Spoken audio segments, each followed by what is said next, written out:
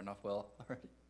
We're going to call to order the meeting of the regular meeting of the Parks and Recreation Intergenerational Services Commission for February 7th. We're going to start with the Pledge of Allegiance, led by Commissioner Danny Sandoval. I pledge allegiance to the flag of the United States of America and to the republic for which it stands, one nation, under God, indivisible, with liberty and justice for all. Thank you, Commissioner Sandoval. Roll call, please.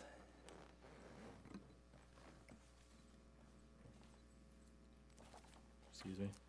We have Vice Chair Greg Price. I'm here. We have Commissioner Matthew Hargrove, Commissioner Aruj Ahmad, Commissioner Nancy Levy, Here. Commissioner Elizabeth Munguia Esquivel, Here. Commissioner Michael Folk, Commissioner Danny Sandoval, Here. and alternate Commissioner Daniel Clayton. Here. And we do have a quorum. Thank you. Thank you. General Administration, Part 1. 1A, Oath of Allegiance for Public Officers.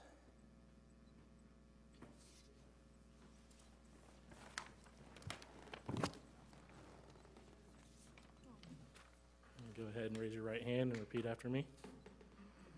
I state your name.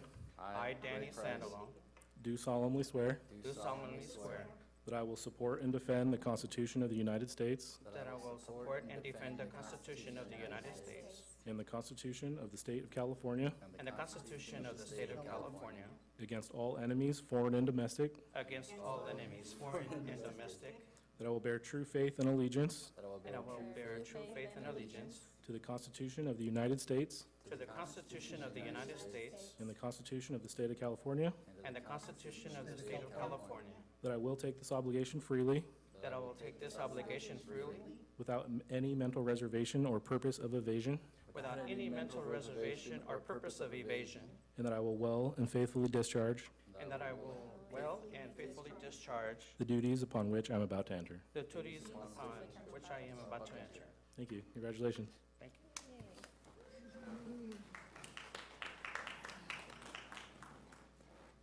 All right, item 1B, Introduction of Commissioners.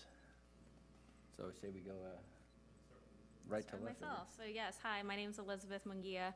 I moved to West Sacramento back in December of 2012. I'm currently a legislative advocate for the California Association of School Business Officials. I don't have any kids yet, but I have 2 dogs, Bucko James and Miranda Jones.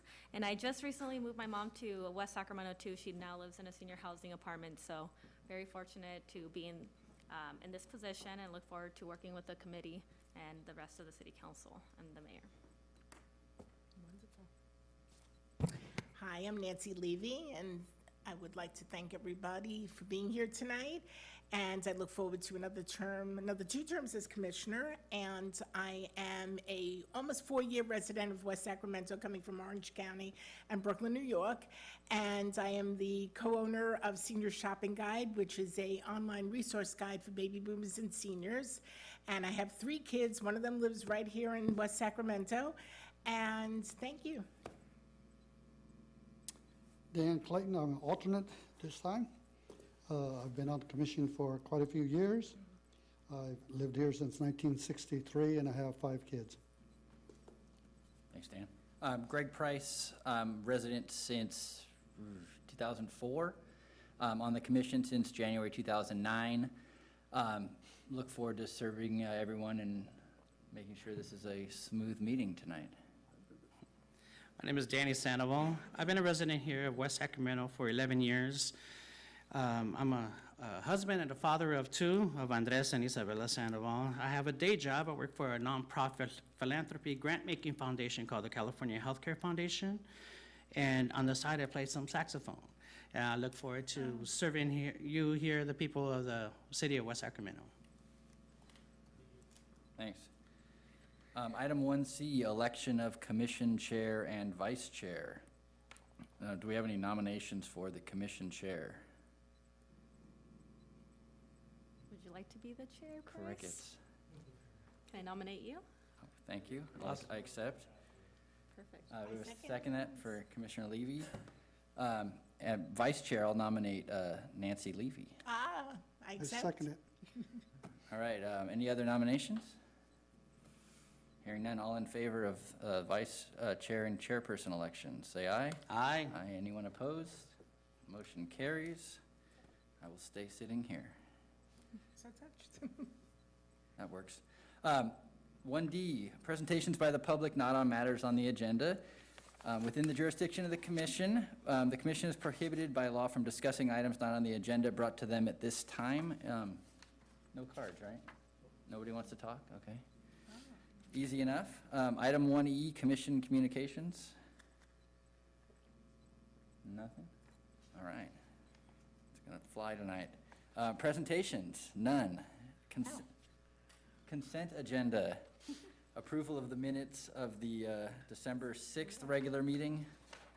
Does anybody have any comments on the meeting from December 6th? Anything? All right, I'll make a motion to approve the minutes. I Second it. All in favor? Aye. Aye. Anyone opposed? Hearing none, that motion carries to approve the minutes. Yes, Nancy. Thank you, sorry. It's okay. Oh, I'm supposed to say that. I'm supposed to announce the official vote. Sorry, Seg. I can read the card, it's in front of me. Regular agenda, item 3, consideration of the 2017-18 Community Development Block Grant funding to be received from the U.S. Department of Housing and Urban Development, Louise Collis, Senior Program Manager. Hi, thank you. As you said, my name is Louise Collis. I'm a senior program manager with the city's Department of Economic Development and Housing. And we're here this evening to receive comments from the commission regarding the city's use of HUD funding called Community Development Block Grant, or CDBG for short. We have, in the past, the city has received our CDBG funds through the state because smaller cities don't get direct allocations from HUD. HUD gives the money to the state, and the state allocates it. And we had to apply on a competitive basis.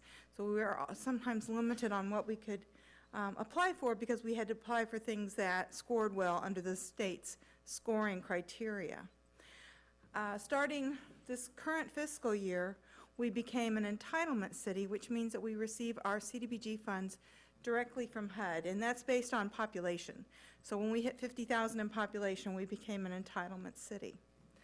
To receive those funds, last year we had to create a 5-year plan called a consolidated plan, and we did come to the commission when we were working through that consolidated planning process. And the reason your packet's so thick is because we included that 5-year plan. We did come to the commission and talk about it and discuss it, but I don't think we ever brought the actual plan back. It was approved by HUD in, I believe, in August or maybe September, so it's official. Now, each year we have to do an annual update to that plan. When we learn what our funding is going to be from HUD, we say, okay, well, this year, within the context of that 5-year plan, what are we going to do with the money this year? So we're looking at the coming fiscal year starting July 1st, 2017. And just to refresh your memory, what we're doing with the current year's money, the 2016 money, is allocated towards the Riverwalk Park trail between the boat ramp and the I Street Bridge. That section of the trail is not ADA accessible. It's just gravel, it's not paved. It's really not safe if you're riding after hours. Like, for example, if you're riding your bike to work and wanting to go across the I Street Bridge, and in the morning it's dark this time of year, or coming home it's probably dark too for some folks. So we're going to put in safety lighting, we're going to put in ADA accessibility, and make that section of the trail paved. This will also help when the replacement bridge goes in. So I think it's commonly being called the C Street Bridge now instead of the I Street Bridge. But it will give ADA accessibility to that new bridge. So that's being built into this plan. We are finishing off our final state CDBG grant. So we're kind of double dipping this year. We have some state CDBG money and our federal money. Totally legal. It's not, we didn't do anything wrong. It's just the way the timing ended up. So our state grant is funding for tuition scholarships at Learning Ladders Preschool across the street for low-income children. It's paying for fair housing counseling. It's paying for our micro-enterprise program, which is giving business training to low-income people that want to start their own business, or if they have a business that's still very small, less than 5 employees, they can get business training. And we also have a small grant program for folks to go through their training and develop a business plan. We're also paying for the city's homeless coordinator, Mark Sawyer, who is out on the street every day, even in this kind of weather, working with people who are homeless in West Sacramento, helping them get referrals to services, helping them find housing, helping them improve their situations. So as we go forward, our entitlement funds, we are taking public comment now on what to do this year, and it needs to be working towards one of the 4 goals in our consolidated plan. Goal number 1 is to reduce the incidence and impact of homelessness in West Sacramento. Goal number 2 is to work towards the Washington Realized Plan, the goals in that. That's a plan that we developed a few years back with a HUD grant, where we did a huge amount of outreach in the Washington neighborhood and talked to those residents about what they wanted to see for their neighborhood, but also looked at, as that neighborhood becomes infill development, you know, what kind of infrastructure needs would be needed for that, to support that. And that's why we have the money in the trail extension, because that's a part of that Washington plan. One of the things the residents told us was, we want that trail to be completed. Let's see, goal number 3 was to strengthen economic opportunities for lower income households, and our microenterprise program right now is what we're doing to work towards that goal. And the final one is affirmatively furthering fair housing. As a recipient of HUD funds, the city has a mandate from HUD to promote fair housing choice and opportunities for low-income, access to opportunity for low-income persons in West Sacramento.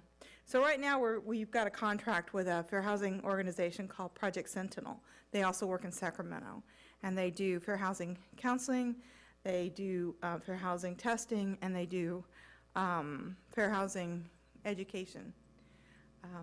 So that's what we're doing towards that goal at this time.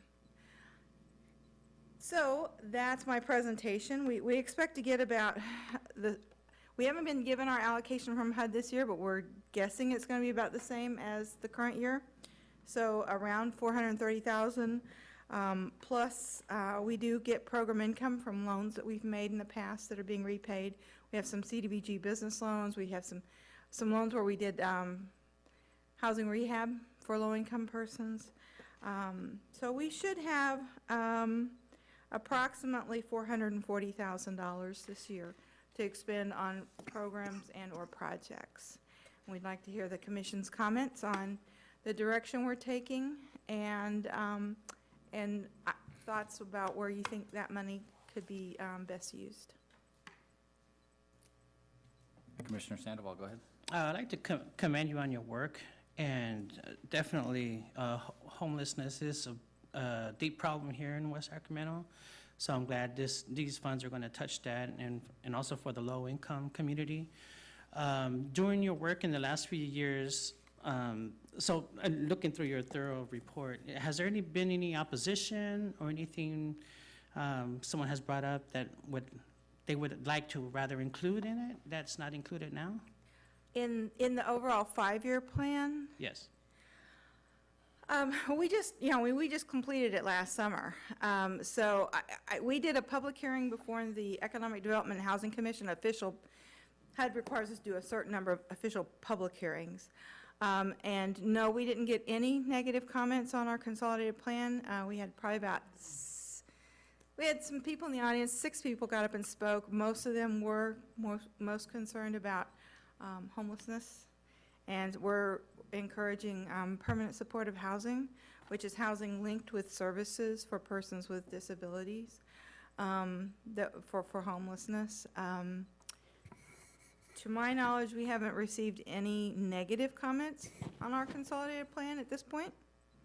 But HUD has approved it, and it went through a pretty rigorous public comment period before we sent it to HUD. So I think it's a pretty good representative document for the city.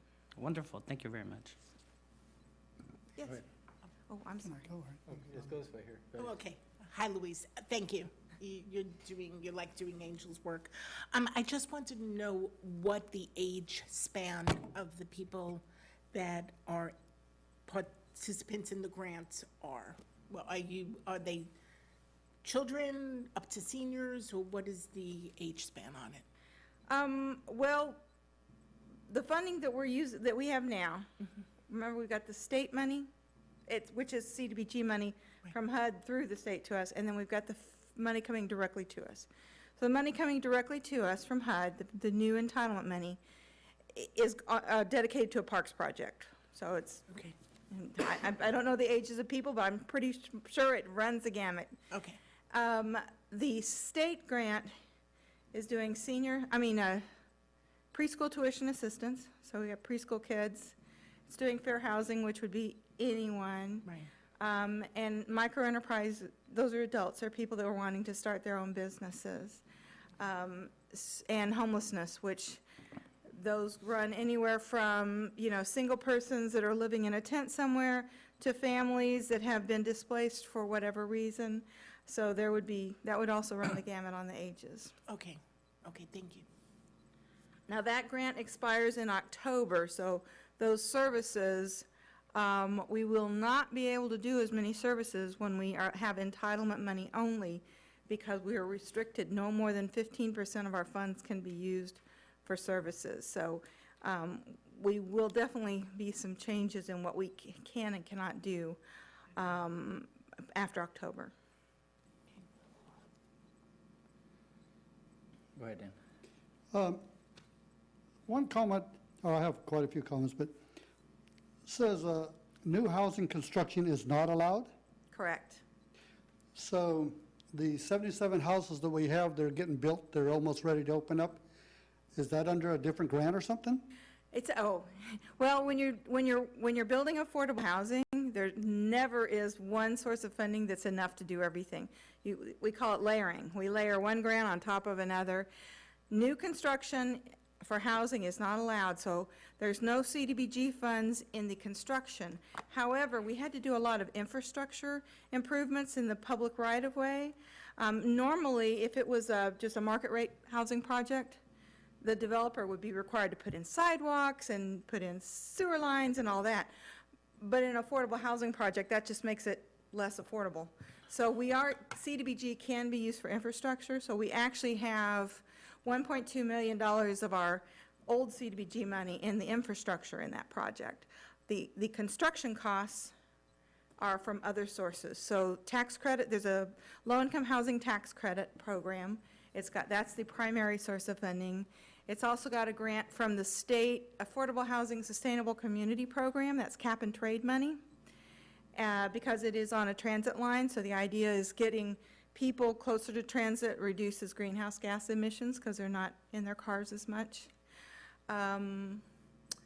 There's one more that I can't think of. I'm sure there's one more source of, the city also had, before redevelopment was eliminated by the state before 2012, we also had $6 million of redevelopment housing set aside in there.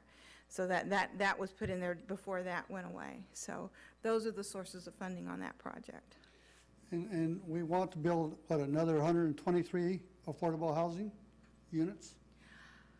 I think the plan was on that site that was Well, no, I mean, another, you have 77, they're talking about 100 to begin with, and then talk about another 100. yeah. So I assume about 123, I don't know where we're at, but Yeah. in the area of Washington, Bright, or Broderick, I assume? Or In that, West Sac in general? yeah, not this year or next year, but over time, yes. And that is based on looking at the percentage of people that are low income there today, and how many units would we need as, if they become displaced, as property values rise, will we have units for them to go to so they can stay in their neighborhood? That's units that are affordable. It's based on that, plus we looked at, this was in the Washington study I mentioned before, Washington Realized study, businesses that are going to be ongoing in there that might have lower income wages, like your coffee shops and a cafe and, you know, the types of things that we hope to see in that neighborhood, you know, but people at those wages, housing that they could afford. That's why those units are in that Washington Realized plan. Those will not all be funded with CDBG, but those are goals for that neighborhood. So can they buy land with that, or do they have land maybe already so that they could put the sewer and the other deals in, start building these in the Yeah. future? Land acquisition is ineligible. You can buy do land acquisition with CDBG. You can. That is another eligible, and then turn that into affordable, turn that over to an affordable housing project. That is commonly done. Could you also buy land to build another park? It can be used for acquisition for a park, but it's more difficult for a park because because of the way you have to qualify it. You have to show that CDBG is serving low-income persons. So if this is a larger park that's like serving people from all over the city, then it doesn't qualify because the city isn't low-income when you look at the whole city. If it's a small neighborhood park and it's in a low-income neighborhood, then yes, it would be eligible. How about playground equipment? For example, you guys are saying the Washington neighborhood has Yeah, no, we actually have. per se, park, whatever. Yeah, we which actually do have that one, but- $200,000 right now going into Phase 2 of the Bright Park improvements. So park upgrades are allowable, provided you can justify that that park is primarily serving low-income families. So it depends on the location of the park and the service area of the park, whether that's eligible.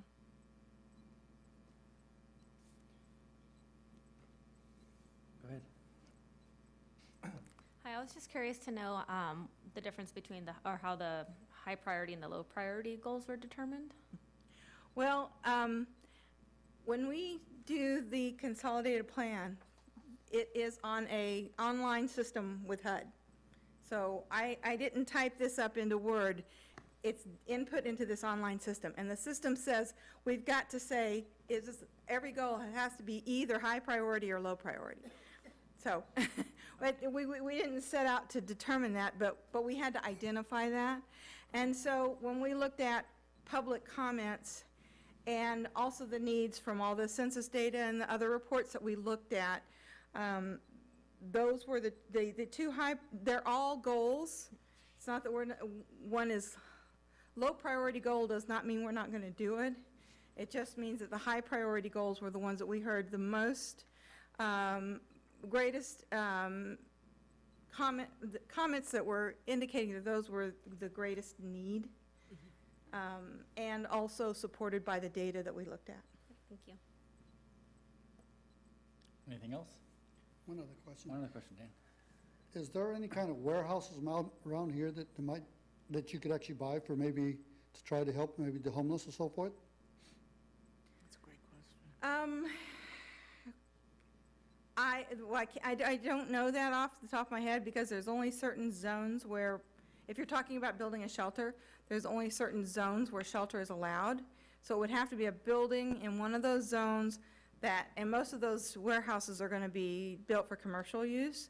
So that building would also have to be built for residential use.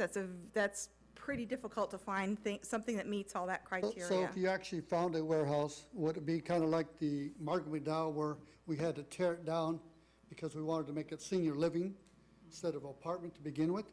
Would something like that have to be for a homeless place, that if we bought a warehouse that we wanted to make for a shelter, could we actually use it there if it got zoned for that, or? See, and this is the problem that I'm having because it says no new building, but yet we have things here that might be able, like over there on Jefferson Boulevard, near the railroad tracks. You got that old furniture place there. You know, it's probably too big, but it's a warehouse that's for sale. Yeah. Under the HUD regulations, housing is permanent housing. For anything to do with shelter, that's considered a public facility, so you can do new construction. However, we have some projects that we're looking at, but the city generally is not an owner of housing. That's not our area of expertise. We would look to organizations that have experience in that sort of thing, and then we would provide funding to them. That's, for example, the project we're talking about on West Gateway Place, 77 units of affordable housing. The city owned that land, we turned it over to the nonprofit. The nonprofit built the project. We also provided a $6 million loan of housing set-aside funds. So we don't develop housing as a city. It's generally not something that we are good at. But we can act as a partner, and we can act as a lender. So that's usually what we do. So we could work with a nonprofit to work on something like that. Do you want to add anything, Cindy? Well, no, that's exactly what I was going to say. And later on tonight, I'm going to give you an update on the City Council strategic planning, and there is a whole effort that's going to be undertaken this year related to homelessness and housing of last resort and partnering and doing many of the things that Louise just alluded to, and I'll give a full report on that a little bit later. But that type of project is eligible for CDB if it's like I mentioned before. We got a lot of comments from a lot of organizations that they would like to see permanent supportive housing for people coming out of homelessness, to put them directly into housing. I couldn't do the new construction, but I could purchase we could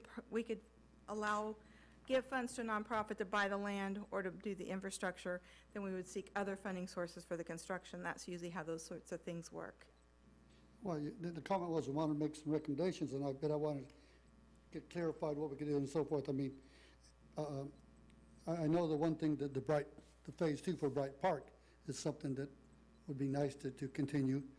But like I said, the other thing, I keep hearing homeless, but I'm kind of confused on what we can and can't do.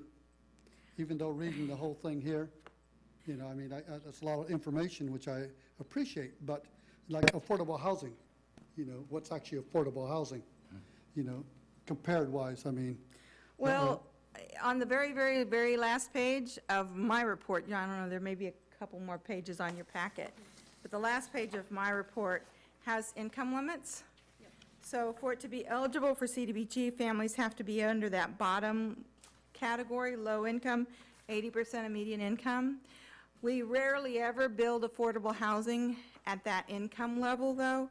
We're usually closer to the 50% income level, mainly because most of the other, like I said, we have to layer funding sources, and most of the other funding sources are for housing at its 50 or at the most 60% income level. If it was permanent supportive housing for persons with disabilities, it would be even lower than that, because most persons if they're on Social Security or something, they don't even come close to that 50% level. They're usually lower than that. Well, I mean, like the 77 houses that we got getting ready to open up here. Those, we have some that are there's 12 units in that project that are at the extremely low income level, the 30% level. And the rest of the units are at 40 and 50% median income. So that means that families at those income levels will pay about 30% of their income towards the rent. So I don't remember what the rents are off the top of my head, but that's how it's calculated. I'm done. Perfect. Thank you. Thank you, Louise. All right, regular agenda item 4, workshop to review the designs for Assemble Sacramento's The Nest at Jefferson Station project. Tracy Michael, Parks and Recreation Business Manager. Good evening. I'm pleased to be presenting information to you tonight regarding Assemble Sacramento's project titled The Nest at Jefferson Station. I'm joined tonight by Assemble Sacramento founder Andrew Sternfeld and his team members, who will be walking through a presentation that includes information on the organization, the project concept and initial designs, as well as an overview of next steps related to the process. But I thought it would be helpful to provide a little bit of background on the effort, especially since we have a new commission member with us tonight. So back in April of last year, the council approved a public-private partnership between the city and Assemble Sacramento to develop a trail rest stop on city-owned property along the Clarksburg Branch Line Trail.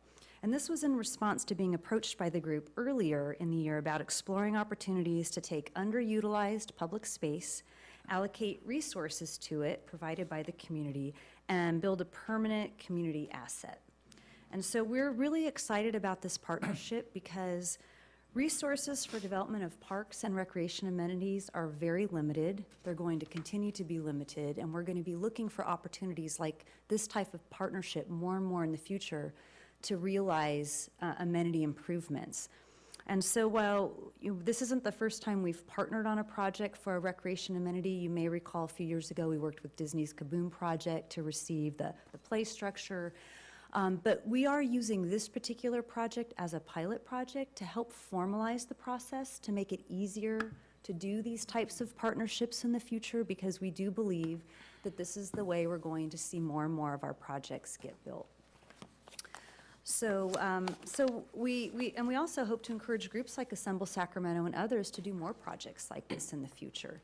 So we're really excited about the progress made to date, and staff has been working with Assemble Sacramento to develop the formal agreements that will be needed to have everything in place, so when Assemble Sacramento is ready to go, we have the agreements ready to go so we can implement the project. And so we'll be working on those agreements over the next few months. But with that, I'd like to introduce Andrew to walk you through the project. And your team too, or your team going to join you? Okay, great. So do you have? I'll figure it out. All right, it's just really There's only so many sensitive. buttons, right? Up and down, yep. Perfect. Good evening, Commissioners, and thank you for giving us the opportunity to speak. Again, my name is Andrew Sternfels, and in addition to being the founder of Assemble Sacramento, I am also a West Sacramento resident for the past 8 years, and also, like you, get the honor of serving on a commission for the city. Was sworn in last week for my second term on the Planning Commission, so I will tell you that while sometimes it's nerve-wracking to be on that side of the dais, tonight is more nerve-wracking for me to be on this side. So I appreciate your kid gloves when we get to the Q&A part, at least not beating us up too much. That being said, I wanted to start by thanking city staff, Cindy, Tracy, Sam Cooney, legal staff with the city. There's been a lot of effort and literal man-hours put into helping us get to the point we are tonight, where we can share with you conceptual designs on the project that we've embarked on. Just really quickly, and hopefully the screens in front of you are working. Assemble Sacramento, really the idea behind us was kind of threefold. The first was to activate public spaces, which you already heard a little bit about from Tracy, but also this idea of building community assets, finding places where for a small investment in donations and dollars and planning, you could actually create something that was a true asset to the community. And by asset, I don't mean just dollar asset, I mean a community development asset, something that means something to the people that live there and around there. And then third, the idea was that all of this would be led by volunteers. This is a project and a concept that isn't interested in necessarily going to the city or the county or to government and saying, we want to do this, please fund it for us. The idea behind our concept is that we're going to bring partners together from all across the spectrum. Citizens who are able to donate to the project that's in their backyard, who want to make a difference in their own community. Companies and organizations who are looking for ways to give back in their own backyard and show that sense of community pride that they have in working in their community. So the idea is that volunteers would not only fund, but through in-kind donations, we would actually build the project completely without any government or city or county or even state financial support. We put together a team for an advisory board for this first project, and currently it has 9 members on it, excuse me, well 8. Cindy is our official city liaison. She's not a member of the board, but for practical reasons, but she is a great liaison to our board. As you can see, we have our public relations firm, Tim Harris, the CEO of Insight PR, Jim Brown, the executive director of Sacramento Bicycle Advocates, who was hoping to be here tonight, but I think he's running a bit behind. We have both council members Ledesma and council member Sandine on our board. Sarah Kirby Gonzalez to represent the school portion, particularly because this site is close to several school sites. Denise Seals, the previous CEO of the West Sac Chamber. Chuck Cunningham, who is our civil engineering firm with Cunningham Engineering. And then John Nicholas, who's here, who I'll introduce in a moment, with Wood Rogers, who's done all of our conceptual and planning design work. So really quickly, for those of you who heard our initial presentation back in April of last year, maybe early May, the site we're looking at to build the nest at Jefferson Station is that little dot kind of in the bottom middle of the screen, which is where the Clarksburg Branch Line Trail has a little connector path to the Southport Town Center. And we chose this site for several reasons. As you all know, the Clarksburg Branch Line Trail was paved about 1.25 miles of it about 3 years ago. Since that time, it's seen a great deal of use. Kids going to school, parents walking, running on the weekends, as I saw Ms. Tuttle and I passed on the running trail this Saturday, running back and forth. It's really been a great asset to the community since it's been paved, and the city actually owns the right-of-way all the way down to Clarksburg. On the historical side, you may or may not know that this line actually used to be a rail line. You could hop on electrified car in the early 1900s at the Sacramento Rail Yards, come over the C Street, I Street Bridge, whichever you want to call it, ride this line down, and right pretty much when you leave the city and the Levee Road goes up on Jefferson, heading towards Clarksburg, the road would cut over long before the Deepwater Channel was built and head all the way towards the Bay Area. And this was, if you wanted to get to Sacramento, to Oakland, or San Francisco by rail car, this was your way to do it. So there's really a great deal of history behind the rail line that now the city owns the right-of-way to and has tremendous development potential to have actually a bike and pedestrian trail all the way down to Clarksburg at some point, which would then connect to the American River Trail, and there's just some great options for connectivity, not just for the area of Southport that's paved now, but the entire community as we build our bicycle infrastructure out so that anyone can get easily from one part of town to another. So the proposed location for our project is that little dot right where the connector, where the T is there at the Southport Town Center, very visible location, obviously right behind OLG, Our Lady of Grace's elementary school, a block from the high school. You've got the Southport Town Center there, and then the top edge that we kind of cut out of the picture, not intentionally, was our urban farm friends who have been doing some great work there as well. So lots of interesting things happening around this site that we think makes for great connectivity. So with that, I wanted to pause for a moment and introduce my two colleagues from Wood Rogers, John Nicolas and Robert Campos, who are here tonight, and they're going to actually walk you through the next couple of slides, which is our preliminary designs. So I'll let John take it over from here. Thank you, Andrew, and thank you, members of the commission. I'm pleased to be here tonight. I'm John Nicholas from Wood Rogers. I run our landscape architecture studio there. And I'm a fifth-generation Sacramentan, and when I was approached by Cindy and then Andrew to participate in this project, I couldn't say no, because as an urban designer and a landscape architect, this is the kind of thing that helps make our communities better and more cohesive and gets people to know each other more as community members and neighbors. So I'm pleased to be here. I will also confess that Robert did all the design work on this pretty much himself. So I've been looking over his shoulder and guiding him practically along the way, but I would like him to present his design to you tonight. But thank you very much for this opportunity. Thanks. That's beautiful. Hello, Parks Commission members.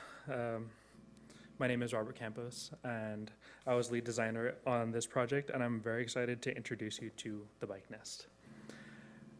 The location of the Bike Nest is just right of the Target Shopping Center at a node of the Clarksburg Trail, what I would consider a perfect location to educate and encourage the importance of being active and aware of the ecological features in our community. The Clarksburg The Clarksburg Trail allows users to experience a transect of different land uses, ecosystems, flora, and fauna.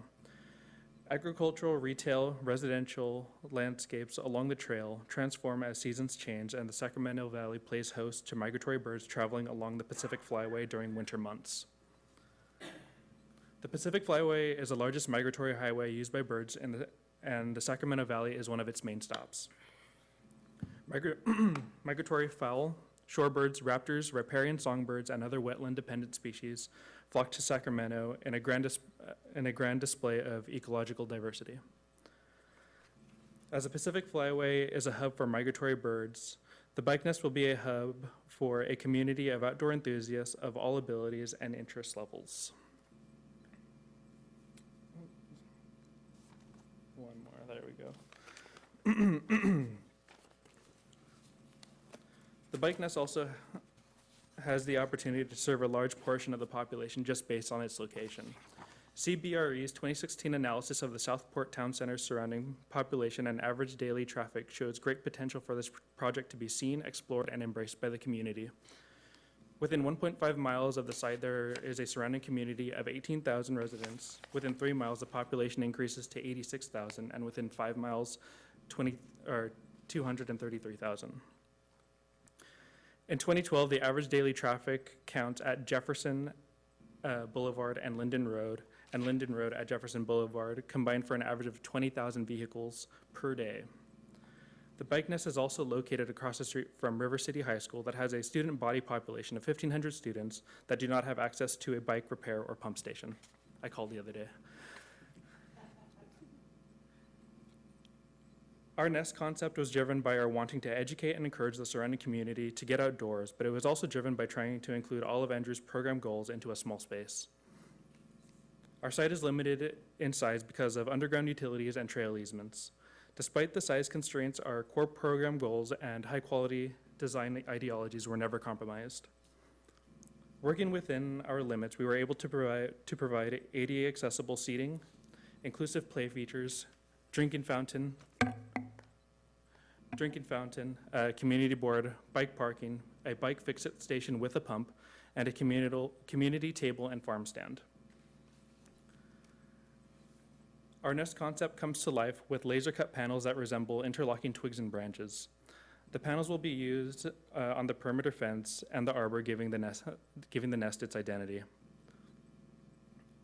The plant material for this project has been selected based on water needs, climate tolerance, maintenance requirements, mature size, and seasonal interest. I'm also in contact with Kevin Dumler from Cunningham Engineers and Sam Cooney with the City of West Sacramento to coordinate an irrigation point of connection and a list of preferred equipment.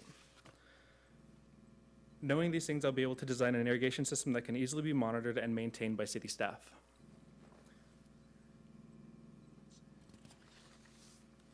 Every program and design element of this project exists for the purpose of encouraging people to get outside and experience the Clarksburg Trail, knowing that the Bike Nest is just up ahead and that it's worth a visit. City Parks Commission members, thank you for the opportunity to introduce you to the Bike Nest. Any questions, comments for him over here? I have one comment. This knocked my socks off. I think this is amazing, and I think it would get, my group of seniors and people out there. I think it's fantastic. You did a superb job. Now, I would like to add to that. It's a very beautiful concept. I could just see in that area, I used to live not too far from there. I could definitely see all the students and families definitely use that space for what its intention it will be for. So thank you very much, and thank you for putting your time into creating such a vision. Hopefully it comes to fruition just the way it looks on paper. Hopefully it looks as beautiful in front of us. Yeah, it looks absolutely great, and I can really appreciate you guys even thinking about doing like the fix-it station. As someone who has a bike, I don't always ride it because I don't have somewhere to like go and pump it or anything, and so I can really appreciate you guys thinking about that for a lot of folks like myself and maybe students who need that type of, those type of tools. The only question I had, I noticed there's no trees. Is that because of the area where it's at and so forth?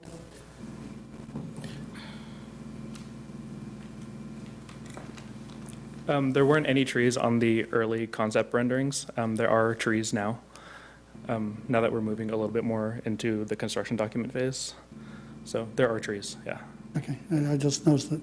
And I don't know if it's because of irrigation-wise and so forth, you were looking at and so forth, so. The challenge with the site, and even with the trees that we're proposing in the final docs, is that given the significance of the underground infrastructure, so you've got the Northwest Interceptor that runs underneath there, which is a major sewage line and it provides a lot of benefit to all the city, all the city's residents. And then you've also got an Exxon line under there. So I think there's some concerns by the folks who own those lines and operate them about, future wear and tear from tree roots and things like that. So we're having to be a little cautious with what It's also access to those, there's things that you can and can't put on top of those things, so Right, it's always exactly. fun. So it's a work in progress, but to the extent we can increase the level of shade at the site, that's clearly a priority given, this was a summer photo clearly, so it gets a lot of heat, and one of the key features to any good rest stations having good shade, a good shady spot. So both the umbrellas and hopefully the shade structure that we're proposing will help provide that. Yeah, I Thank think a lot of the stuff that we see on trails is finding ways to activate them. And if that concept makes sense, is you have people that go by and they ride by, or they walk by, they run by, but they don't have a place to stop. It's also a meeting point. So people who are coming to this trail to use it may not be able to get to the trail easily on a bike or running. So I know there's a lot of people that come to our cycling club discussions and they say, where can I ride my bike? I don't like riding in traffic. I'm like, well, you can go and start on this small portion of paved trail, but how do I get there? So now there's a meeting point where you could drive your car, park it at Target, get on that trail right there, and you're able to have a place that's common meeting area, more secure because it's, you know, activated. So you're not going to have the issues that sometimes plague hidden trails with homelessness, vagrancy, all those things. So I think it's great that it's at that location. The design looks awesome. Each of the little features you can tell were well thought out. I love needing to have different things for different people. So I applaud you guys on the design. I look forward to seeing this move forward. I think Commissioner Sandoval had quite a question. So being a former resident of really close to this neighborhood, in my backyard was one of the little lakes that's right across the street from Lake Washington there on Stonegate and Lake Washington. Mm-hmm. There's a little park bench there, and sometimes on the weekends we have some people like to just hang out there and talk. So, which is fine, you know. Do you guys plan to put any lighting or any of something like that to help, like maybe prevent some of the really nighttime talking on the park benches? So our design in this project proposes to bring both water service and electric service to this site. I will tell you that getting the water service there is no easy feat because the closest water hookup is either at Linden or Lake Washington. The electrical service we're looking into right now, and we're working, I think we're in the final stages of bringing on an electrical engineer to help figure us that out as the final planning step. But there will be a lighting there. And the other benefit of being close to the parking lot is there's the parking lot lights as well. But yeah, there will be a light on the site. So what was the decision on actually putting it right there instead of just a few yards towards the water?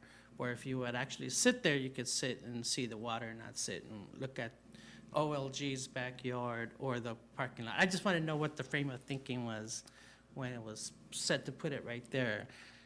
Part of it goes back to what your fellow commissioners talked about, having a convening point and a connection point.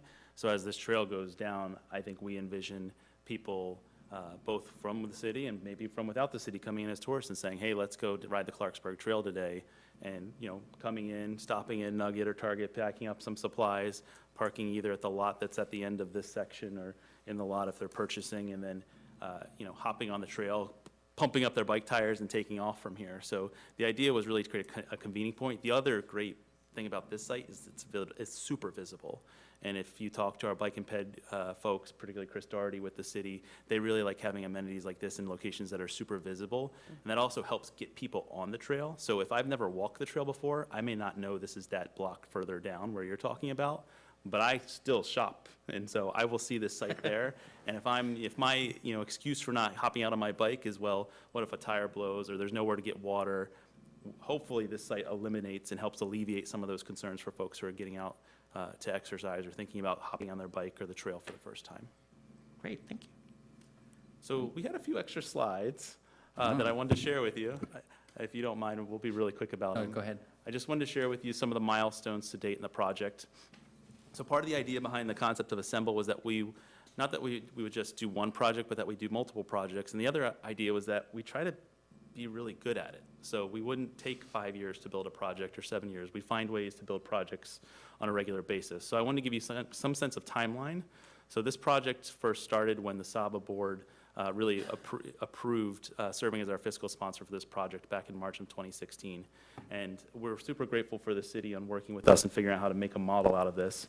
And it's taken some time to figure out legal agreements and waivers and all these different ways that we need to work through kind of how do we build a project on city property through a nonprofit. So there's just some questions there that we're working to figure out, but we made significant progress in the last several months. The designs just went live to the public in January. We're here tonight, and we're, since just this time and since the designs have gone live, we've received some pretty substantial donations that I actually want to kind of announce and share with you this evening. In addition to the really significant work that Wood Rogers has put in on the planning side, and Cunningham Engineering and Saba and Insight Public Relations and several other firms have helped us out. Morrow Surveying, a local surveying company, came out and did the site survey. I'm happy to announce tonight that Teichert Corporation has offered to donate all of the concrete material for the site. So that's both the pad and the pathways, which we originally showed in DG there for the project. And also Bridgeway Plays, which is an organization in Southport who helped build the Bridgeway play structure there, has also committed to funding the active play features on the site.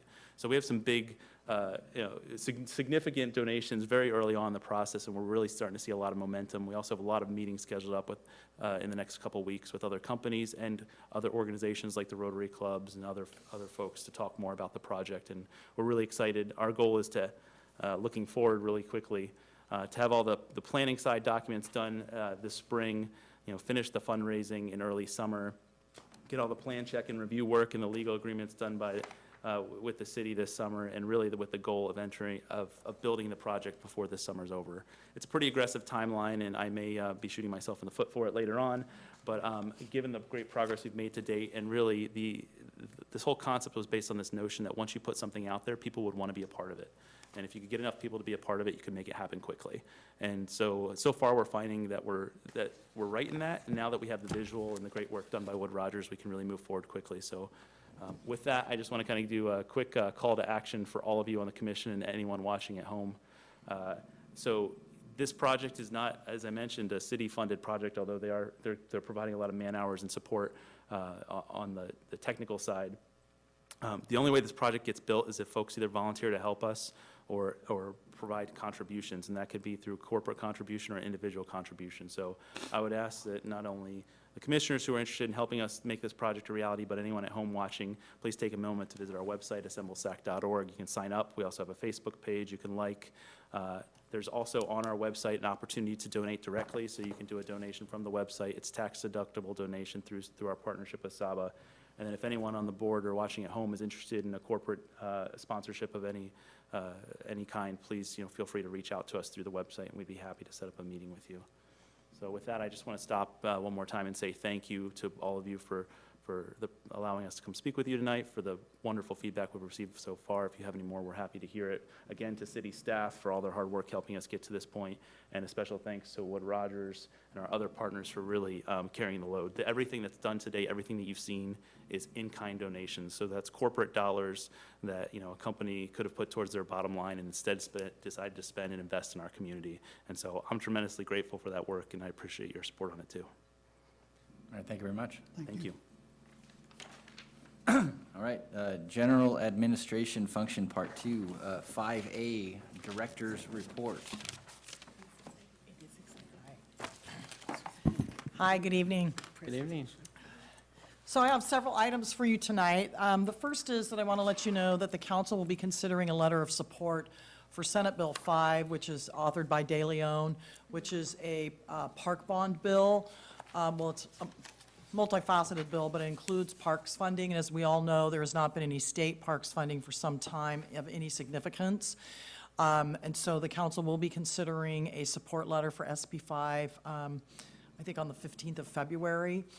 Obviously, if a park bond does pass, it would obviously help the city to be able to implement our parks and open space master plan, as well as our regional trails initiative and our bicycle, pedestrian, and trails plans. So, and to be able to maximize some of our other resources. So we'll be watching that bill very closely and see if it goes through, particularly with the uncertainty that's happening at the federal level with any type of federal funding that may come down. We'll be watching it really closely. Secondly, there had been a question raised about the CPRS conference and whether we could send commissioners to the CPRS conference. I apologize, but it's just not in our budget to send commissioners to the conference. However, we are able to get free passes to the expo if anyone is interested. So if you're interested in going to the expo, if you could let Dan Anderson know, we'll work on getting you a free pass to the expo, okay? You may recall that Dan Clayton was the member of the Age Friendly Advisory Committee. In his position now as an alternate, you'll need to look at reappointing a member to serve on the Age Friendly Commission. So I don't know if there's anyone here that's. Was that just Dan, or was it somebody else and Dan? Just me. It's you? just Dan, yeah. There's another member, but I'm on the committee. But there's two of you on that. there was only one. There was, yeah, yeah. Oh, and Dan was the alternate. Oh, okay. Do what? You were the primary and Dan was the alternate. I I guess I get- should read my No, own notes I here. actually was on it for all of last year. And then you made the last meeting though, didn't you?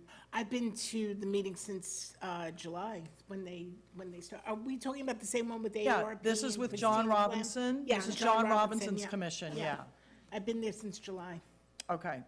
So the commission would need then to appoint a new alternate member. And so what we will do is we'll actually place this on your agenda for next meeting, but I just wanted to give you a heads up. You actually have a meeting next Wednesday. Yeah, but you're the primary, but Nancy is the primary member. You're the alternate member to the Age-Friendly Commission currently, according to my Well, notes. actually, I wasn't, but like I said. Okay, did you why have don't we do this? I'll have Mr. Anderson, we'll double check and we'll make sure and notify you. But Nancy, if you've been attending, you'll want to attend, okay. And then we'll bring an item to you at your next meeting to sort it all out. We'll formalize it next meeting. Thank you, sir. Perfect. All right. Let's see, where am I at now? Okay, I want to give you an update on the council's strategic planning. We had 3 days of strategic planning at the end of January.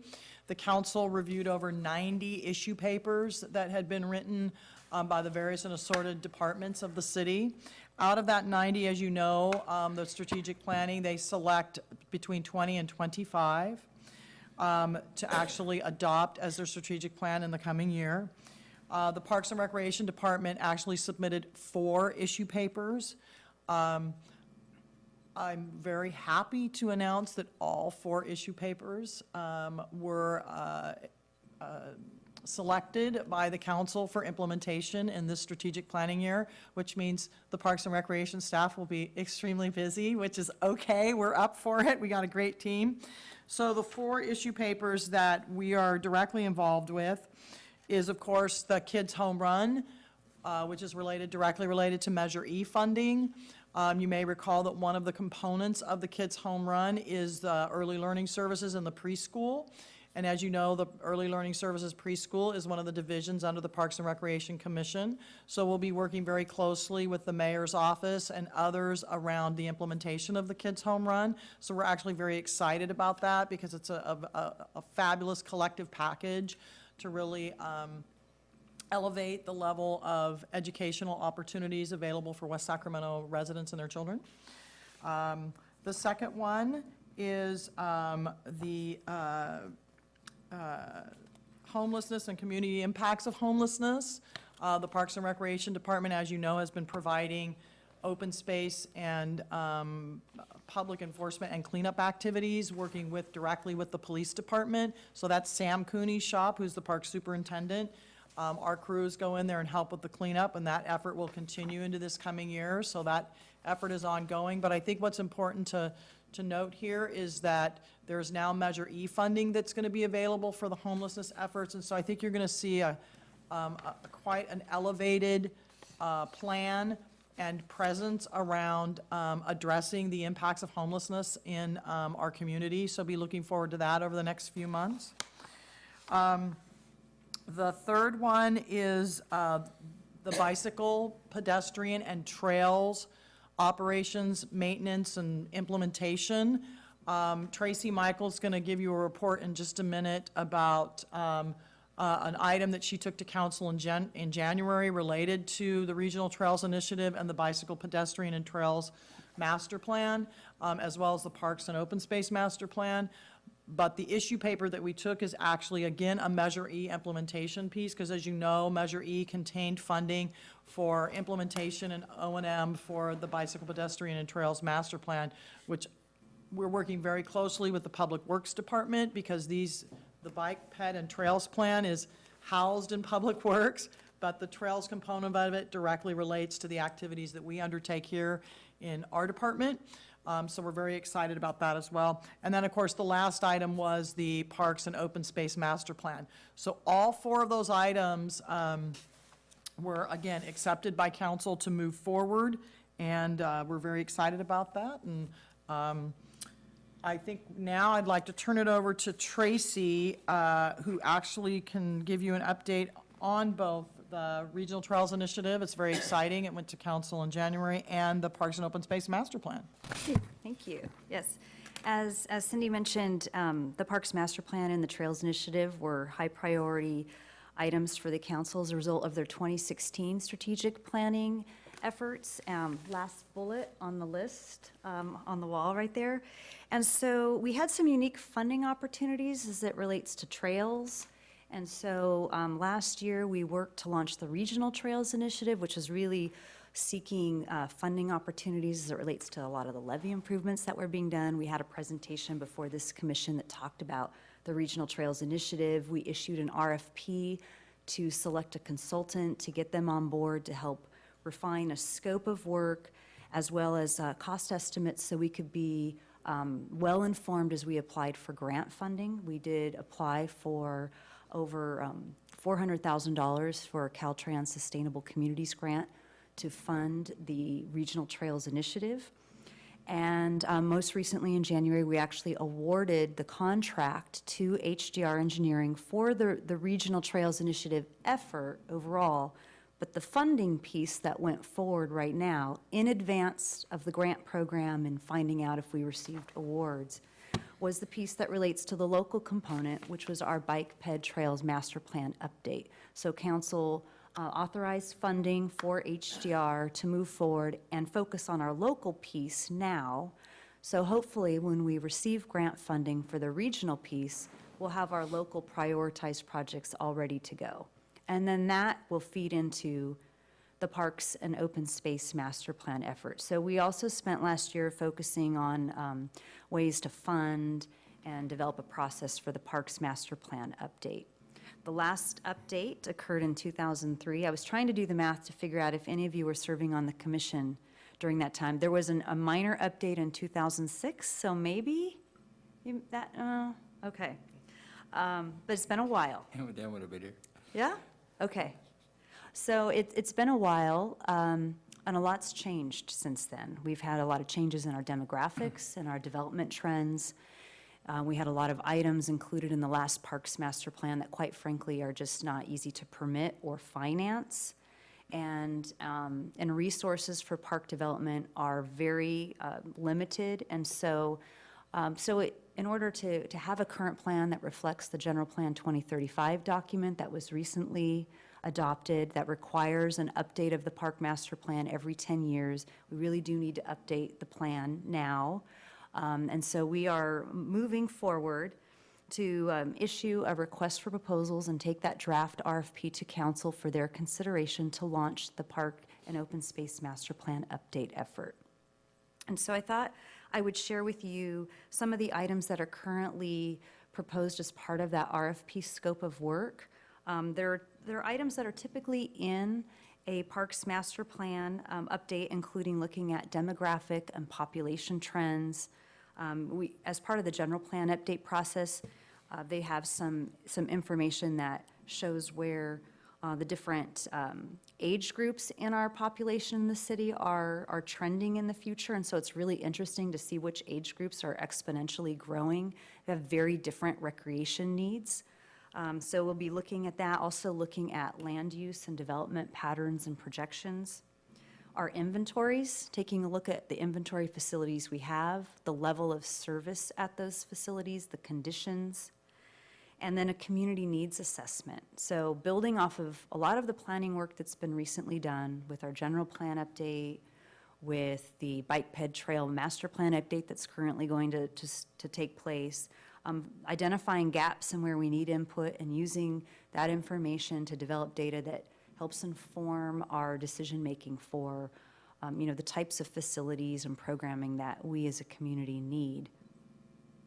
In addition, we would include recommendations for development for improvements and amenities over the next 10-year window with an emphasis on near-term accomplishments. So those projects that we really think we can accomplish in the near term.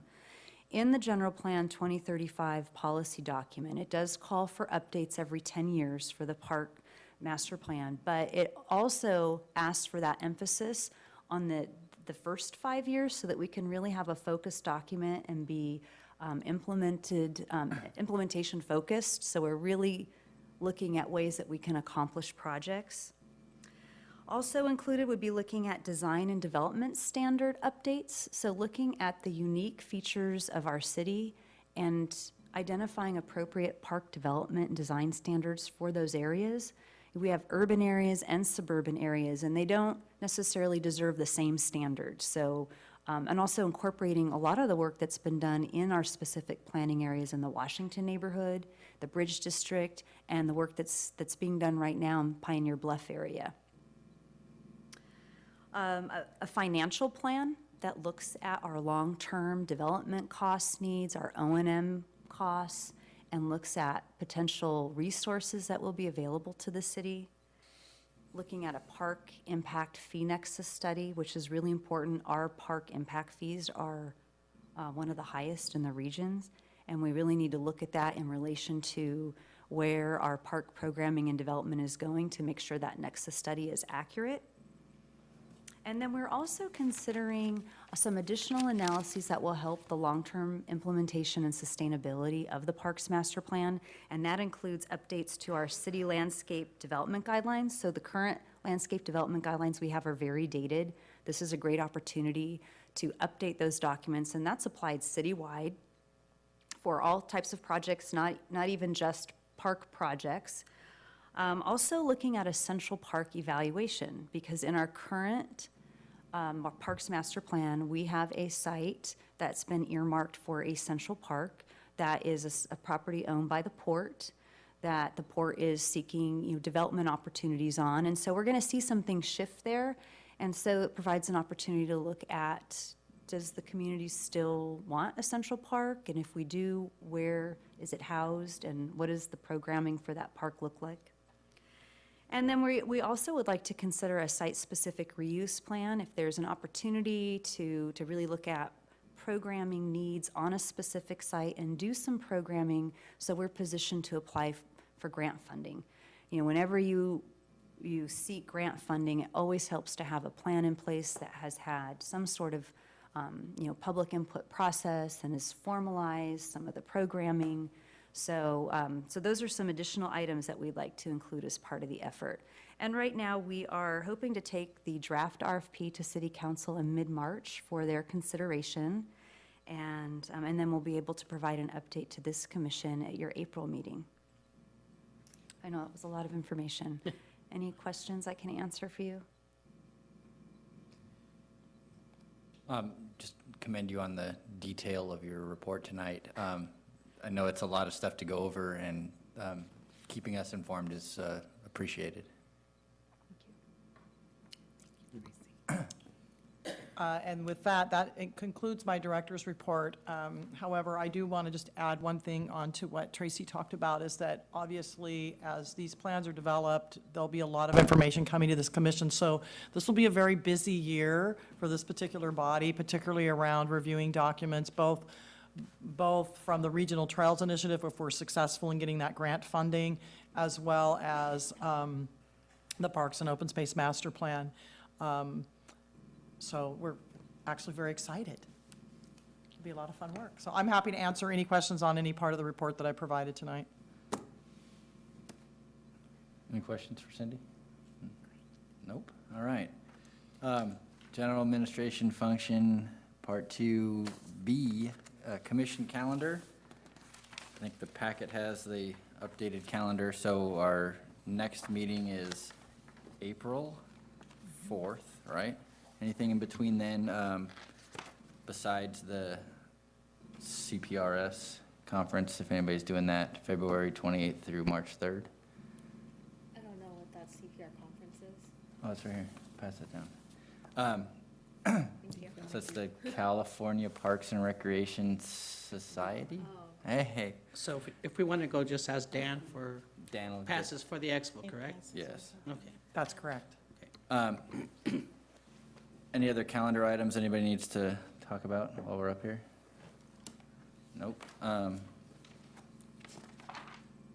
Future item requests, always a popular topic. Anybody have any future item requests for things to get put on the agenda at this point? Not yet. Not yet. Anything? Nope. All right. Blank slate for you guys. Fill up that agenda.